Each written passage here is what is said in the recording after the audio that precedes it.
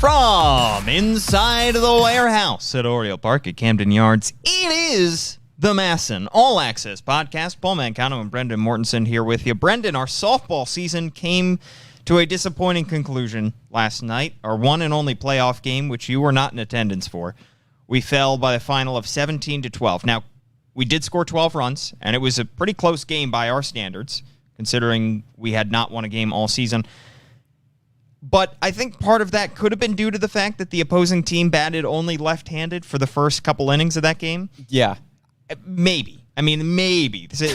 Maybe it was due to that. But again, we did score 12 runs. It's kind of unbelievable that our softball team was so bad that people remembered how bad we were and then decided to bat solely left-handed for the first, 2-3 innings of the game? It was a couple of innings, and then we actually had a lead in like the third inning, and that's when they said, oh, man, we got to maybe we should start batting in the correct batter's box. But it was funny because they were coming up to the plate, and they were all batting left-handed, and we're thinking, boy, this team is really just loaded with lefties, and we didn't think anything of it. And then you didn't think anything. We just thought of every single player batting left-handed. We just thought, all of them. There was maybe a couple that were like, isn't like 10% of the population lefty-handed? Yeah, but a outnumbered. There are more baseball players. There's a higher percentage of lefties in baseball than there are lefties in the population. Well, right, because that gives you an inherent advantage. So I thought the same thing for softball, perhaps. Perhaps there are more lefties in softball than there are lefties in baseball. Gives you an advantage. I think you're giving our Volo softball league a lot of credit. I was thinking, boy, it's strange, but I didn't think there was anything afoot until somebody reached first, and I said, maybe there is something afoot. And I made a comment about them having a lot of lefties, and she said something like, yeah, well, everybody was trying it. I hadn't tried batting lefty in a while, so I thought, might as well. Oh, that's tough. And I thought, that's why. They're doing it on purpose. Yeah. But hey, we did score 12 runs without you in the lineup, Brendan. That's pretty impressive. Kind of remarkable. It really was. I don't think we scored more than 12 all season. No. Maybe combined. For our other games? Yeah. Yeah. Well, anyway, we finished the season 0 and whatever we finished. 0 and however many games were played. Yeah, and not good. Well, we got another season coming up in July. And it will not be with that team. It will not, unfortunately, though I will say, great camaraderie. We stayed together.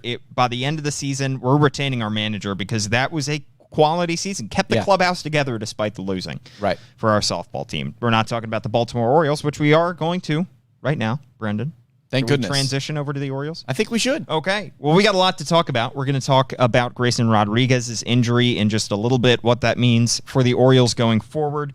We're also going to talk about Dean Kramer coming back up to the big leagues, where he could fit in with this Orioles team in 2022, and also Jahmai Jones with the news that he has been cleared unconditional release waivers, and he is out of the organization. Could he return? But first, Brendan, let's talk about the good news on the Orioles farm system, and that's the fact that Gunnar Henderson and Jordan Westbrook, two exciting infielders at the Bowie level, have been promoted up to AAA Norfolk. Yeah, they've been moving together pretty much for their entire professional careers so far. Kind of interesting that they still move up to AAA Norfolk together. I thought there was going to be a point, and truthfully, I thought it was going to be when Jordan Westbrook gets promoted a little bit before Gunnar Henderson, because Jordan Westbrook is 23, Gunnar Henderson is 20. So I thought Westbrook was going to get the call before Henderson. But here we are where Gunnar Henderson has changed the plans entirely and now becomes the youngest player in AAA. He is the only 20-year-old in AAA. Across not just the Orioles, AAA.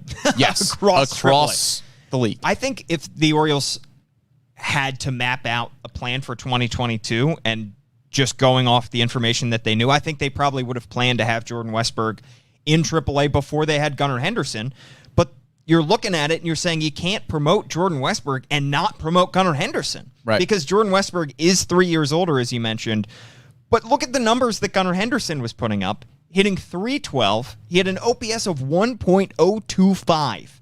So he was absolutely mashing. You couldn't promote the guy who was 3 years older simply because he was older and not promote Gunnar Henderson because he was hitting the cover off the ball. Right. And with Henderson, like I said, I can't imagine that this was the plan, to have him be the youngest player in AAA. When you look around the league, he is ahead of some of the top prospects in baseball. Yeah. I mean, the number 5 overall prospect, Anthony Volpe, the shortstop for the New York Yankees, is older and in AA and not playing as well. And now Gunnar Henderson at AAA joins some 21-year-olds towards the top of the prospect rankings. Riley Green, the number 2 prospect in baseball, he is 21 years old at AAA. CJ Abrams is at AAA as well, but he's also 21 years old. He's the number 6 overall prospect in baseball. So Gunnar Henderson, I think right now he's still in the 40s of MLB Pipeline's top 100. You would have to imagine that if they were to continue to modify those rankings, that Gunnar Henderson would be up a lot further, higher on that list than what he is right now. Yeah, he was always young, even since he was drafted, taken over slot in the second round back in 2019. Second pick after Adley Rutschman. I believe he was 17 when he was drafted, or had recently turned 18. So he was always on the younger side. And when they took this guy, he was viewed as a project. He was viewed as raw potential, but he still had a ways to go before he was going to be even close to a big league hitter.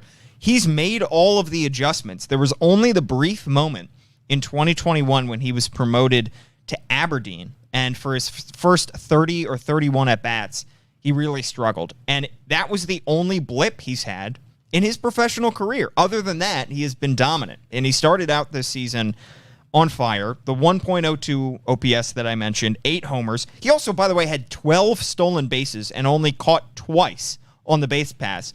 Incredibly toolsy, and AAA is going to be an adjustment. I'm not expecting him to come out and hit 300 with an OPS over 1 at AAA, but he certainly deserves to be there after being just 20 years old, and he's going to turn 21 later this month. Yeah, and by all accounts, the defense has really improved. Yeah. I mean, we went into this year and have talked about Gunnar Henderson in the past as he continues to get older, grow into his body a little bit more, fill out, add some muscle. We've kind of always just pegged him as a third baseman. Yeah. Because we assumed that he was going to grow out of shortstop. But Gunnar Henderson continues to play a quality defensive shortstop. He's just not growing out of the position. And it seems like now, if the Orioles want to play him at third base, he is talented enough to do so.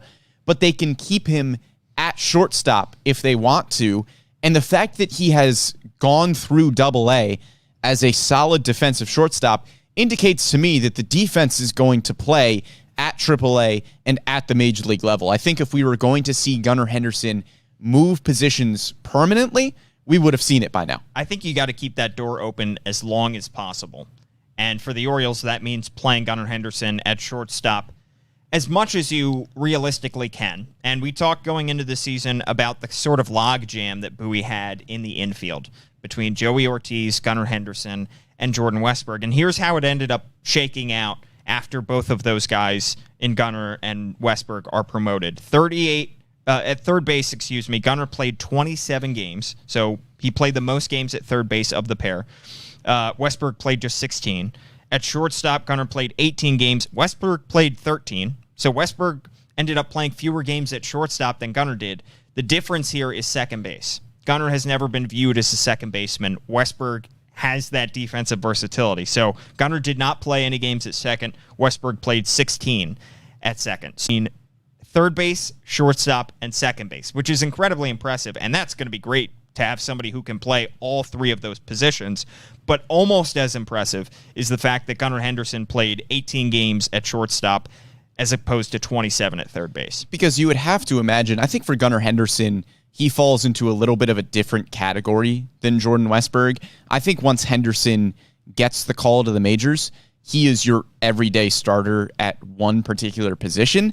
I could see Jordan Westburg maybe getting put into he's starting most everyday utility role type of play, like a Ramon Arias, where he's pretty much starting most games, but sometimes he's at second, sometimes he's at third, and with Westburg, maybe you can put him at shortstop as well. Ramon Arias is an everyday starter right now for the Orioles, but he just plays multiple positions.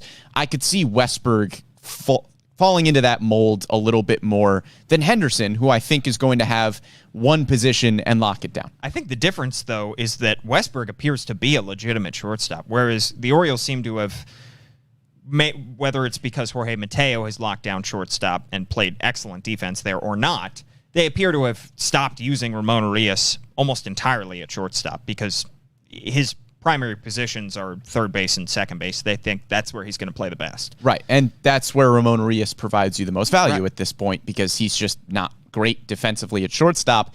And if Jorge Mateo needs an off day, you would rather not put Ramon Urias there. You'd rather get him reps at third base. So that's why I like the comparison with Urias, but keep in mind Westburg has much higher ceiling defensively than Urias does. Right, and it could be a situation where maybe Gunnar Henderson is your everyday shortstop in a year or two, and Jordan Westburg is your everyday second base, third base, and then when Gunnar Henderson needs an off day, you could just bump Jordan Westburg to shortstop. So let's talk about where this puts both Gunnar Henderson and Jordan Westburg in the conversation when we talk about Baltimore call-ups, because now you have both these guys called up to AAA.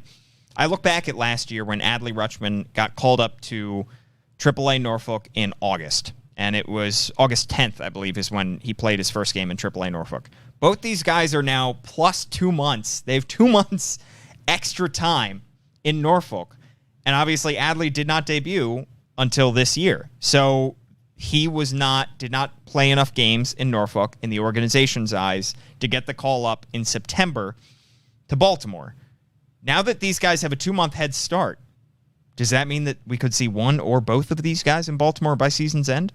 I still think Westburg is a lot more likely, even though Westburg has not played as well as Gunnar Henderson has so far. Just for the fact that Gunnar Henderson is still 20 years old, and it would be incredibly surprising if he entered this season with any sort of plan in mind to get him to the majors. Now, obviously, that plan can change. Maybe the plan going into the season was that if Gunnar Henderson plays well enough, maybe he is in August call up to AAA Norfolk, similar to Adley Rutschman. But Gunnar Henderson, too, I think still has a few more question marks than Jordan Westburg. Westburg is a little more well-rounded, just kind of consistently good in every aspect. Gunnar Henderson has been excellent. The one concern are his splits against left-handed pitching, which he is still really struggling with. He has faced left-handed pitchers in 22 games at AA Bowie this year. He is hitting 147 in those games and has slugged just 177. Now, he does have a 326 on-base percentage against left-handed pitching this season, which is good. He struck out 9 times, walked 7, so he's still seeing the ball well against left-handed pitching.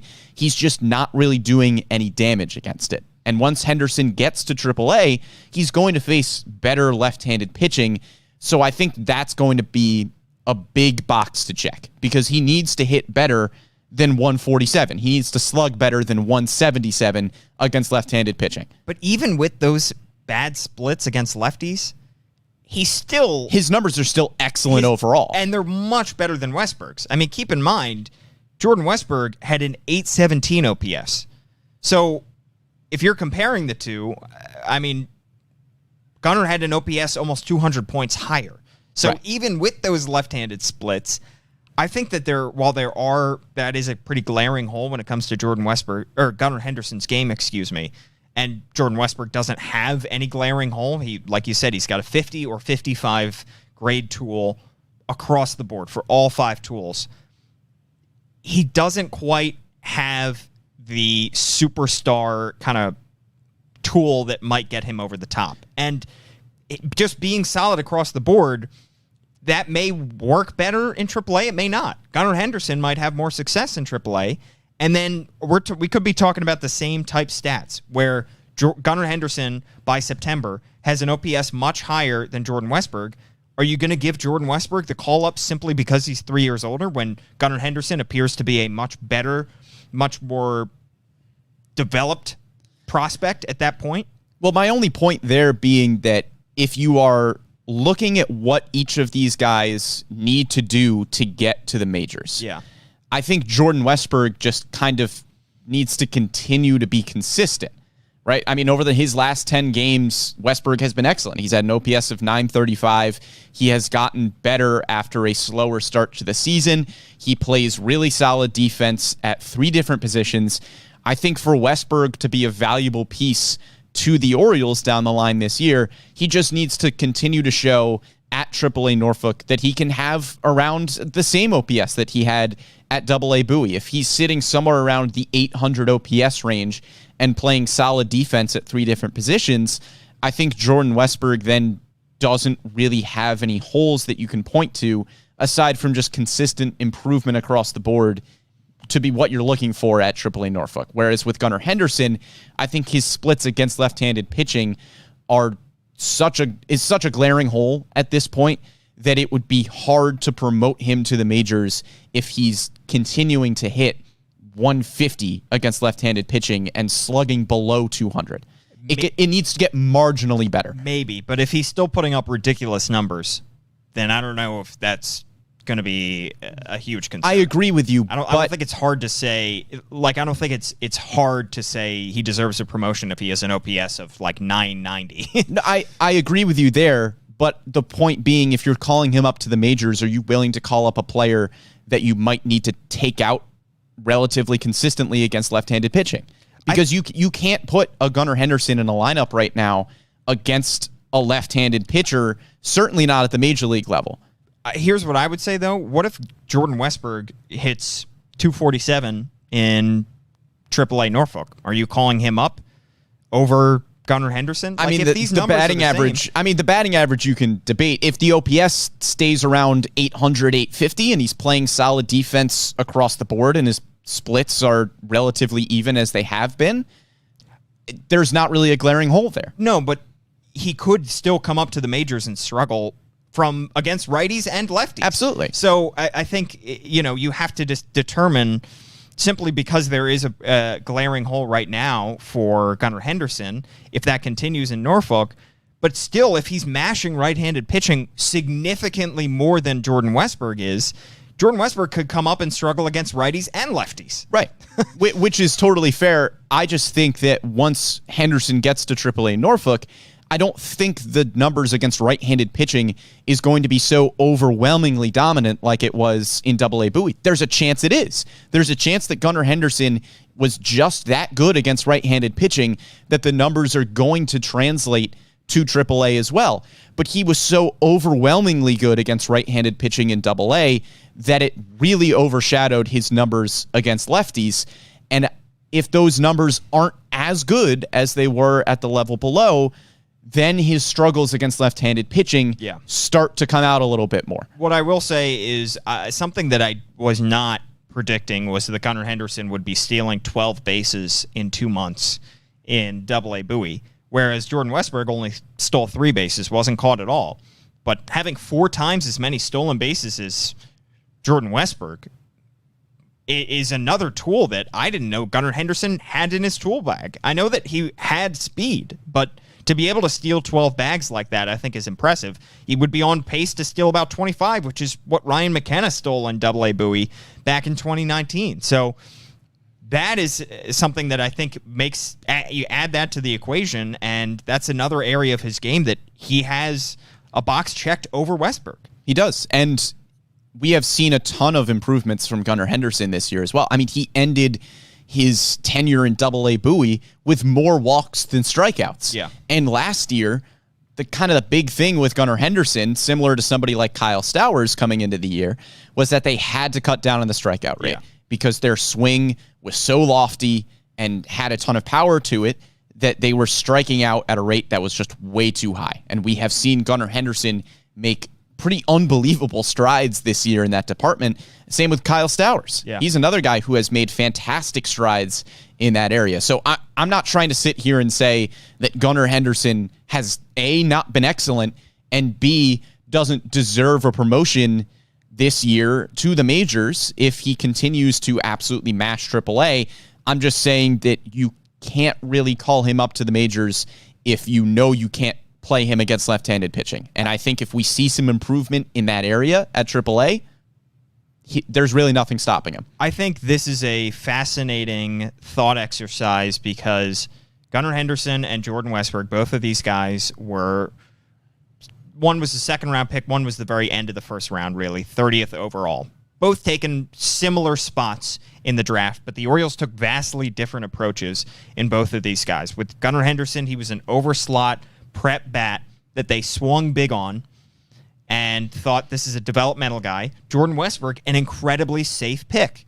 A Mississippi State infielder who was solid across the board, and you were just hoping that his ability to develop each one of those tools individually would make him enough of a solid player to develop him. So two radically different approaches when the Orioles took both these guys, and now we're seeing how it's working out. And so far, they've hit on both of them. So far, both paths have led to success, and we'll see if that continues in AAA. But it's going to be interesting to see, which one has more success in AAA and which one gets the call up sooner, which one has more of a long-term future in the bigs. Well, and you need both of those kinds of players in your system. Yeah. Gunnar Henderson has star potential. Gunnar Henderson has the potential to come up and be an all-star type of player if he continues to develop at the ridiculous rate that he is developing. Jordan Westburg was never really pegged as somebody who had all-star, superstar potential. You just knew exactly what you were getting from Jordan Westburg. Right. And that's not to say that he can't turn into a star player. That's not to say that Jordan Westburg can't make an all-star game. But you knew what you were getting with Westburg, and that's what he's shown. Just consistently good play across the board. So I think this begs the question, now that you have both these guys called up to AAA Norfolk, where are they going to play? I already talked about the positional breakdown in Bowie. It's a different equation because Norfolk has a very different roster. You look at the guys that they already have in place in that infield. They have Rylan Bannon, who bounces back and forth between second base and third base. You have Richie Martin, who's pretty much the everyday shortstop for AAA Norfolk. You have Tyler Nevin, who's currently in Baltimore, but has bounced back and forth between Norfolk and Baltimore. He can play third, he can play first, he can play a corner outfield. And then you have Patrick Dorian, who pretty much exclusively has been a first baseman this year after playing shortstop, second base, and third base in AA Bowie last year. Are you going to have to push some guys up to the big league level in order to clear out some space, or are you going to find other ways to clear out some space in Norfolk? You're going to find ways is the important part. Gunnar Henderson and Jordan Westburg are going to get reps at AAA. Yeah, they are going to start every day. Their development takes priority over Patrick Dorian, over Rylan Bannon, over Tyler Nevin. Their development is key. It doesn't really matter who they bump out. Yeah. I mean, we're going to have the discussion about who gets bumped out. People are getting bumped out for Gunnar Henderson and Jordan Westburg. Right. They will be starting every game. Tyler Nevin, I'm not too worried about because I think Tyler Nevin is at the very least, it seems like going to be a Ryan McKenna type where he will be back and forth or he will be at the majors more often than AAA. So I'm not really working him into the equation all that much.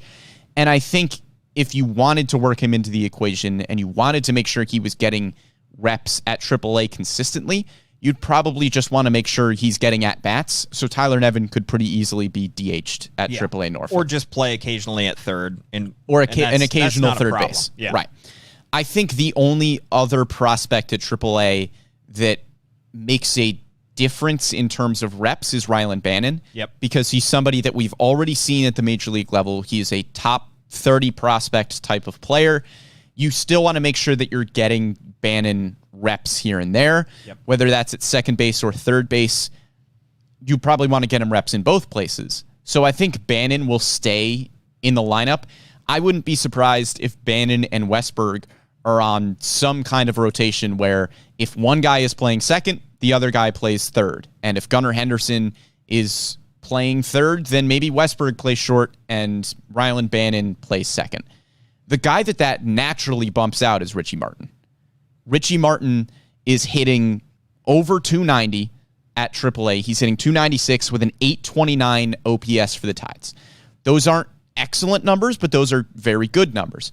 Richie Martin is also 3 years younger than Chris Owings, who is the current backup shortstop at the majors and is hitting 107. Yeah, with a 397 OPS. With a 397 OPS. You just called up two shortstops to AAA Norfolk who need reps. Your shortstop who is currently there has major league experience. The shortstop who is currently at the majors is not playing well at all. Yep. Easy math. Yeah, Richie Martin's 27. It's now or never. Time for Richie Martin. He could get a final look in Baltimore, and frankly, I think he deserves a final look. And hitting 290, now he only has one home run. That's not impressive, but he should be hitting 290 at 27 in AAA. So those are numbers he should be putting up. And I think the Orioles probably will give him one more shot. They gave him a shot last year, and he did pretty well in a small sample size in Baltimore last year. Health has obviously been a big issue for Richie Martin, but I think you got to give him one more look because otherwise you're bumping him out. What are you doing? You're just removing him from the organization? I don't think that's worth it. You've already given him all these games and all these opportunities as a former Rule 5 draft pick. I think you give him one more shot in Baltimore. Chris Owings is on this roster right now because of his positional versatility. Yeah. He can play shortstop. He can play the outfield. If you call up Richie Martin, you have a backup shortstop, and you have a fourth outfielder in Ryan McKenna and a fifth outfielder in Tyler Nevin. Exactly. So, yes, that's more roster spots that you're taking up there. Chris Owings, the ability to play all those positions in one guy was different. However, but the point being that if you need an outfielder, you are turning to McKenna or Nevin. Yeah. If you need a backup shortstop, right now you are only turning to Chris Owings, which can very easily be Richie Martin. And we've seen the Orioles get incredibly creative when it comes to these pitchers because you talk about, needing enough pitchers on your 26-man roster. What they've been doing is guy throws 2 or 3 innings of relief, he's back to Norfolk. They send him out immediately and they call somebody else up in a day or two when they need somebody. So they've been good about using these options and making sure that they're not having somebody idly sitting on their 26-man roster who they know they can't use. I'm honestly surprised that we haven't seen the roster move already for Richie Martin to get promoted to the majors because, what are you doing at AAA with Gunnar, Henderson, Jordan Westburg, and Richie Martin? Not that Richie Martin's development would take priority over Gunnar Henderson and Jordan Westburg, but at least the hope with Richie Martin was that you would get him enough reps at AAA that he could turn into somebody at the majors who is a solid defensive backup. The move could come today. I think Chris Owings is still on the bereavement list, so he's not taking up a roster spot right now.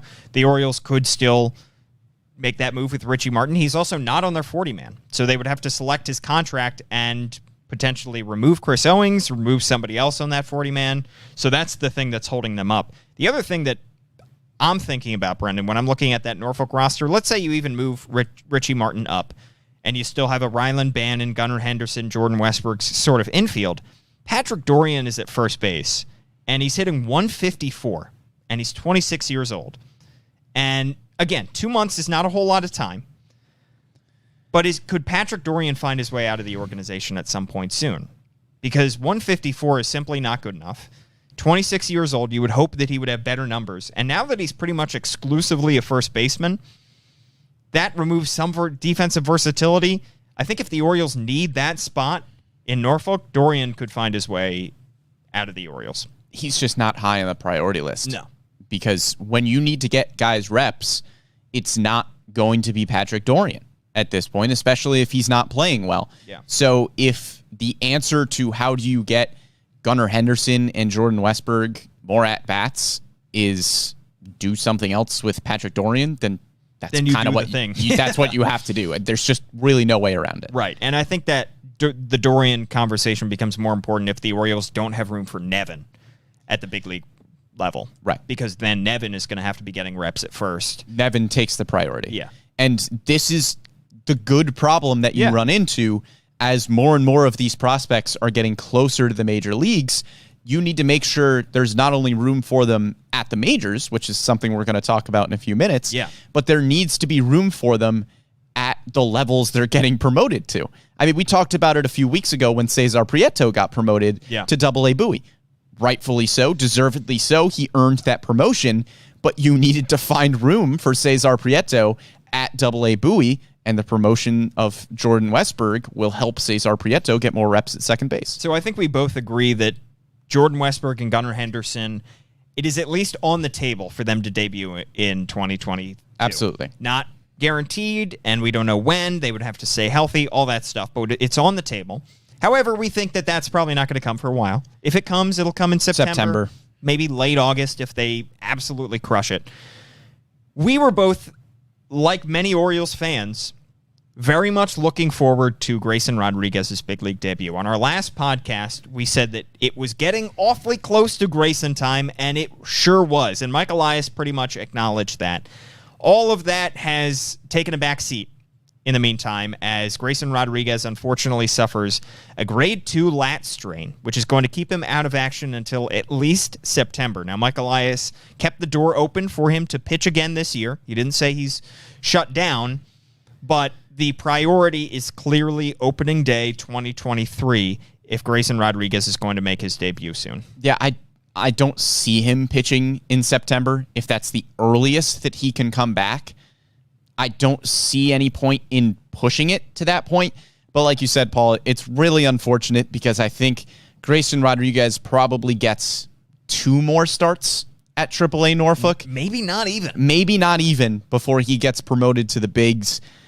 Luckily, Mike Elias did not seem concerned about the long-term impacts of this injury. He's not getting Tommy John. He is not having surgery on his arm, on his elbow, on his shoulder, anything like that. So Mike Elias is not concerned about the long-term impact, which is great. Yeah, and it's not a grade 3 strain where the muscle separates from the bone, which is just terrible, and that often requires surgery. So in terms of long-term, it's simply a muscle strain, and it's a big muscle strain, and that's why you lose the amount of time that you do. But like you said, Brendan, it's more of a short-term thing that he should not have long-term. We're not talking about this in 4 or 5 years. Right, and we've seen some like tweets and comments and things like that about this not happening if he was at the majors already.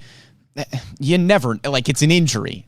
That's a weird hypothetical that you would never actually be able to find out. No way to know. Right.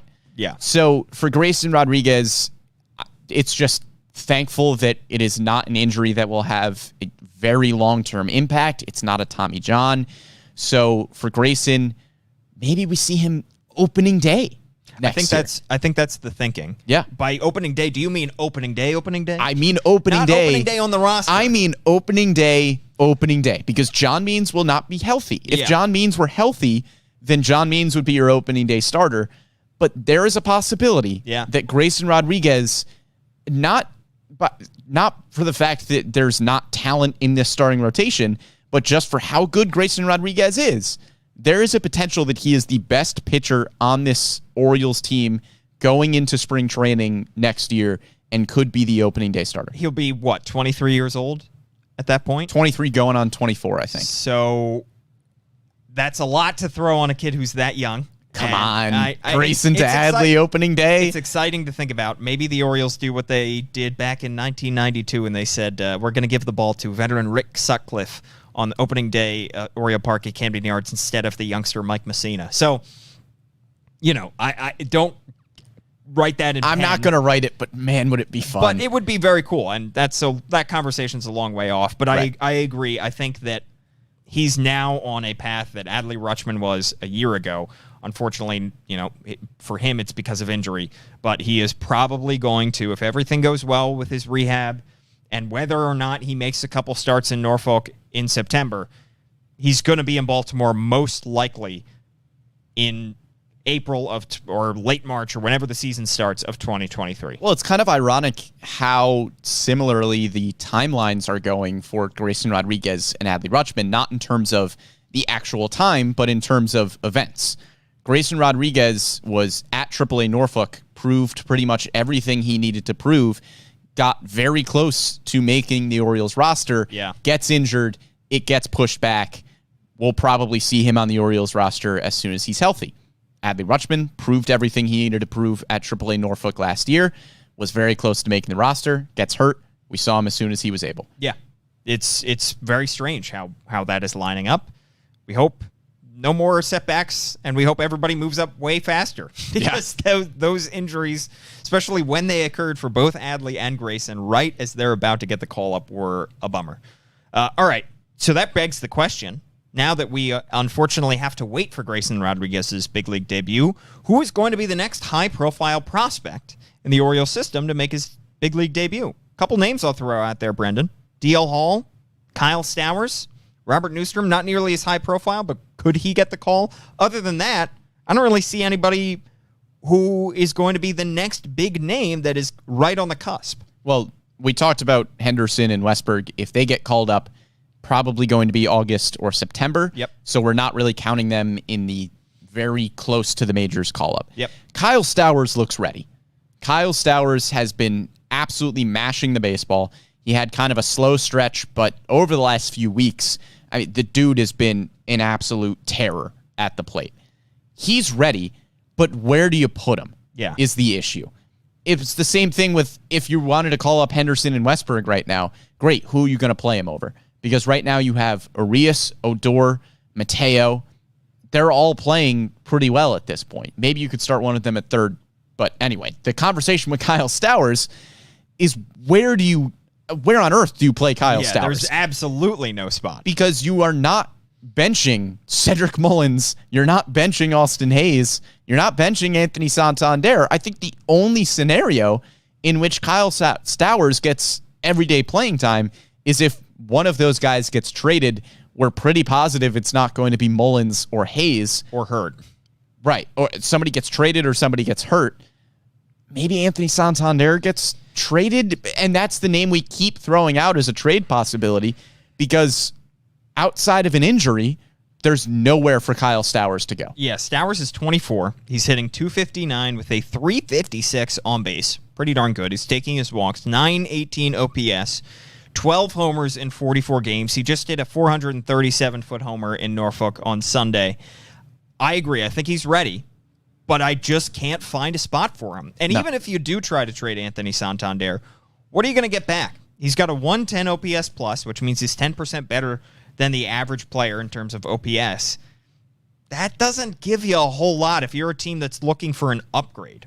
Maybe if you're looking for a stopgap, which is what some teams could be. But if you're looking for a fourth or fifth outfielder, odds are you're looking for somebody with center field versatility. Santander does not have that. Yes, but I think there are still teams that would find a lot of value in Anthony Santander. He's a corner outfielder who's going to give you 20 to 25 home runs. I can think of a lot of American League contenders that need another outfielder right now. But it's different than a free agent conversation. I think they can find value in him, but are you willing to give up value to get him? I think you would give up some, but at this point, I think for the Orioles, you kind of have to take two sets of values into account. The first value is whatever you get back for Anthony Santander in a trade. Probably at least one top 30 prospect, not in anybody's top 10, I would imagine.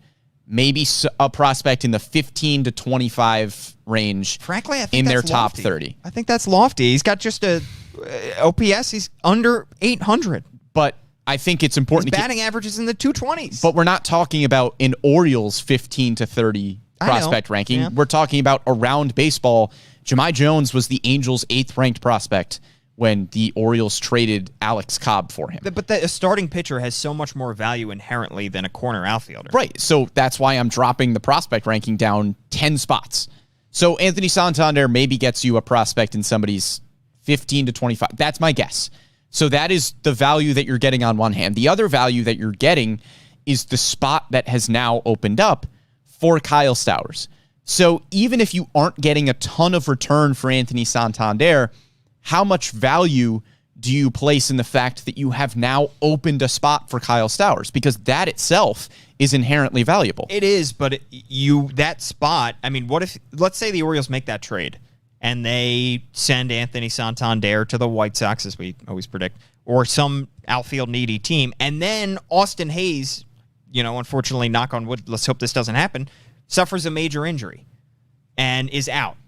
Great, you just opened up a roster spot, and maybe you took 80 cents on the dollar for Anthony Santander because you were so desperate to open up a spot in the outfield for Kyle Stowers, and one opened up on its own. So yeah. I don't think that you should take less back in a trade or be extra looking to trade Anthony Santander, looking to get 80 cents on the dollar for Anthony Santander simply because you want to give Kyle Stowers everyday reps. I would think agree. You got to make sure it's a fair trade. And there have to be two to tango here. There has to be a team that is willing to give that up, and I just have a hard time finding a team. Maybe some kind of hole will open up on some big-time contender, and they need a player of this caliber. I would argue there already are. I mean, the Yankees right now are throwing out a combination of Aaron Hicks and Joey Gallo, who are both playing very poorly. The White Sox have a ton of injuries in the outfield. They don't have any outfielders that are good fielders. That right there are two American League contenders that need an outfielder. Then why haven't we seen the trade already? Because it's a fair question. Because I think if Mike Elias got what he considered was fair value for Anthony Santander, I think he would have pulled the trigger already. Right. So you outlined kind of the worst case scenario, which is you undervalue Anthony Santander in a trade. Mm-hmm. You don't get enough back for him that you could have, and somebody gets hurt, and now all of a sudden your outfield looks like Cedric Mullins, Kyle Stowers, and maybe a Ryan McKenna, Robert Newstrom combination. But the best case scenario for these players is kind of what we're seeing right now, is that they continue to play well, they continue to stay healthy, and you don't have a spot for a top 10 prospect. That's the best case scenario with these players right now. That's okay, I think. Is it? I think you would, or more, it's way better to keep a guy in the minors for too long than it is to bring him up too early. I agree, but Kyle Stowers has an OPS over 900. I'm not saying you need to trade Anthony Santander this week or else you are going to continue to waste Kyle Stowers. He's had a few excellent weeks, and it's great to see improvement from him there. Kyle Stowers, once he gets promoted, deserves everyday reps because that's the pedigree he has as a prospect, and I think he has the potential to turn into a better corner outfielder than Anthony Santander. So if everybody at the major league level is playing well, are you going to keep that outfield knowing that Kyle Stowers is there, knowing that he is ready to play, and knowing that he has the potential to be a better corner outfielder than what you currently have? He might not. He might not turn into as good of a player as Anthony Santander, but if you don't have room for him, you're not going to find out. I love Kyle Stowers as a prospect. Prospects are called prospects for a reason, and opening a spot in a big league roster by forcing a trade or by putting a little extra mustard on a trade to get it done can be dangerous because a bird in the hand is worth two in the bush. So Anthony Santander right now is a major league player. He's an everyday player. And he's a good player. He's a good player. He's still 27 years old. Again, I don't know how much teams are willing to give up for a player like that. The Orioles probably have, a pretty high bar, like you said, for a trade. But there's a chance Kyle Stowers comes up and does not fulfill the promise that he has shown. And then you gave up a still young, quality corner outfielder, and maybe you took a little bit less because you wanted to open up that roster spot in order to open up a roster spot for a guy who maybe is not an everyday big league player. So, yes, I do want to see Kyle Stowers. I think that he's ready. I think that I would love to see him be an everyday big leaguer right now. But I think you just got to be careful, and you can't force anything simply because you want to see something. And you have to consider the fact that Anthony Santander is still an everyday big league player, and he is still worth something, and you just can't. You have to focus on getting good value if that trade is going to happen. And if there's not a good offer on the table, you say good process means we hold on to this guy. Right. I agree with you there that you don't want to force a trade. Anthony Santander, it's not like he's on the wrong side of 30. He is still a relatively young outfielder who has played pretty well. I am in no rush to trade Anthony Santander because if an injury happens, like you said, this conversation changes entirely.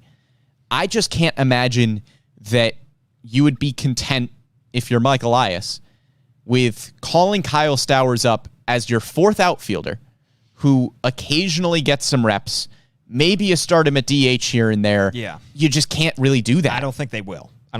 Right. I think they're going to wait for either a good offer or an injury. And who knows if either of those things... You hope that an injury doesn't come, obviously. I think odds are, one of those things will happen. And you obviously hope, like you said, you would much, much, much, much rather have a good offer for Anthony Santander and you be able to move him than an injury. You don't want to see Kyle Stowers' debut come at the expense of another player. Right. But right now, those are kind of your only two scenarios. And how many Player of the Week awards is Kyle Stowers going to win before you are willing to force the issue a little bit more, is my question. Good process. I think you got to keep good process. All right, let's talk at DL Hall real quick. Yeah. He's still building himself back up, and he has a 4.57 ERA right now with AAA Norfolk. He's striking out almost 15 batters per nine, but he still has a 1.292 whip. So he's still not 100% ready. He just threw in the 70s in terms of pitches his last time out, 72. He has yet to go over 78.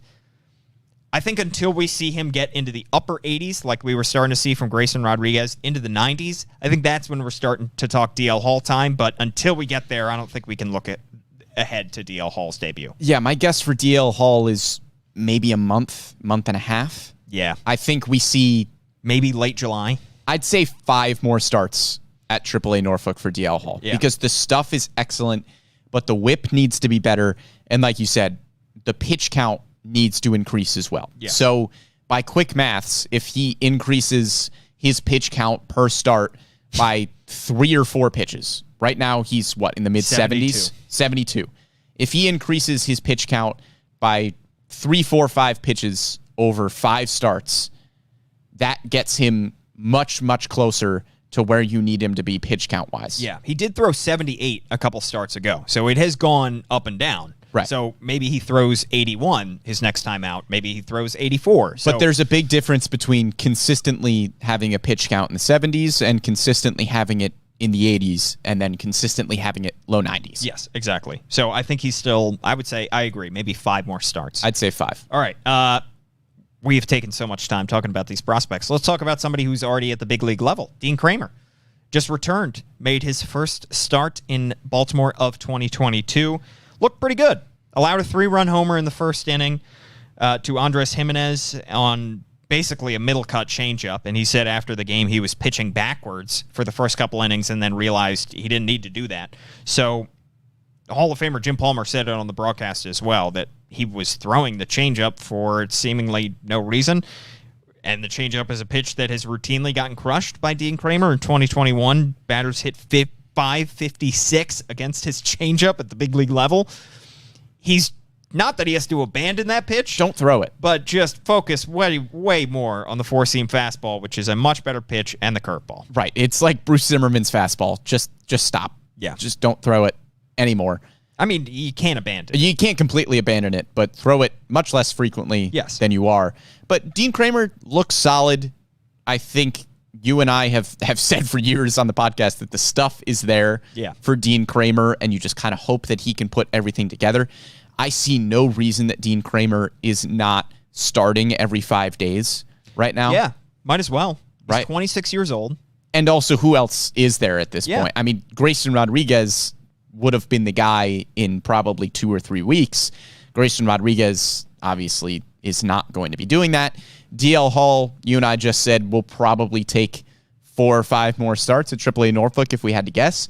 So I see no reason why Dean Kramer isn't starting every 5 days for the next however long it takes for DL Hall to get up here. Yeah, I mean, 4 1/3 innings, 3 strikeouts, 1 walk. The command was better for Dean Kramer. And if you keep him in that rotation while you wait, also for Spencer Watkins to come back, and the Orioles will have to make up their mind there. But even then, I can't imagine that you would start Spencer Watkins over Dean Kramer. But maybe they want to stretch out this rotation, make it like a 6-man rotation for a couple weeks. But who knows? We'll see what the Orioles end up doing there. But look, if you get Lyles, Zimmerman, Wells, Kramer, Bradish, you have something to watch every day. Yeah. Every single start there. I think that solidly makes you feel like you're probably going to be in most games. Yeah. With that starting rotation. You have 4 guys who are 27 or younger in Zimmerman, Wells, Kramer, and Bradish, who are potential pieces of your future. Right. How to varying degrees with all of these guys, but you're at least looking for these guys to routinely improve every 5th day. And then you just have Jordan Lyles, who is a trade piece. And he's eating up those innings. Yeah. One more thing that I do want to touch on before we get out of here, Brendan. Jahmai Jones was placed on unconditional release waivers and cleared those waivers and has been released. I think that he comes back. I think the Orioles end up re-signing him on a minor league deal. Because he was injured when they placed him on waivers, they had to place him on unconditional release waivers. They couldn't place him on outright waivers. So that means that he had to have been out of the organization by the end of the waiver process. Just 24 years old. I know he was hitting .212 in AAA Norfolk, and I know our expectations for Jahmai Jones have dropped dramatically over the past couple years, past year plus. However, you still want to bring him back because you still want to see if there's anything left there. Yeah, I mean, just overall a really tough break for Jahmai Jones. I know he was struggling at AAA Norfolk, like you said, but he goes from somebody who you and I talked about as a potential everyday major league piece at second base to a fringe major league guy to now just completely out of the organization. Yeah. I would have to imagine that the plan is to bring him back on a minor league deal. I would be pretty bummed if that is not the plan because I think Jahmai Jones still has promise. He still has potential.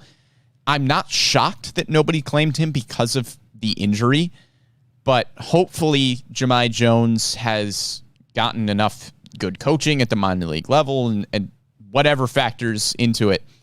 Hopefully he is deciding to come back to the Orioles on the minor league deal because I think there is still potential there. Yep, I agree. All right, that just about does it for our podcast today, which you can listen to on Spotify, SoundCloud, Apple Podcast, any of their favorite podcast platforms. You can also watch it live every week on YouTube and on Facebook. Brendan, we are about a month away from the MLB draft in which the Orioles hold the number 1 overall pick. I think going forward, we might start talking about some prospects that could be taken. Oh, we're gonna. At the number 1 overall pick. A lot of them are finishing out their college seasons. Maybe high school seasons. Maybe done their high school seasons. Yeah. Maybe some of them have posted their stat lines on Twitter for the world to see. Who might you be referring to? Maybe Drew Jones. Drew Jones? Yeah. A lot of fascinating names here, and we're gonna dive into it, I think, starting probably in the next week or so. So we're looking forward to starting those conversations. At Brandon Morty is his Twitter handle. I am at Paul Mancano. Thanks to Amy Jennings for producing today's podcast, and we will catch you next time.